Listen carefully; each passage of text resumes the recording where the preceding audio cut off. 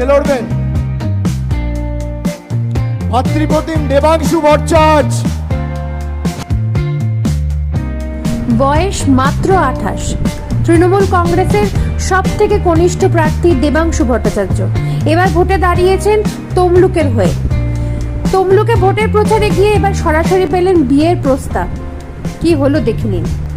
দিদি এখনই পাত্রীর কথা আমাকে এসে বলে গেলেন। এখন 28 বছর সবে বয়স, এখনই পাত্রীর কথা জেনে আমি কি করবো বলুন তো? আরো 4-5টা বছর কাটুক, এত তাড়াতাড়ি খুঁটিতে বাধা পড়ে লাভ আছে? একটু ঘুরতে চাই, একটু দৌড়তে চাই, আর সঙ্গে যদি একজন চলে আসে তাহলে মানুষের মাঝে অত সময় দিতে পারবো না। এখনই আপাতত 5টা বছর তো কাজ করতে হবে, দৌড়তে হবে, তমলুকের মানুষের জন্য অনেক কিছু করার আছে। সেই জায়গা থেকে আপনাদের আশীর্বাদ ভালোবাসা চাওয়ার জন্য এসেছি। আপনার জন্য পাত্রী খুঁজে রেখেছি।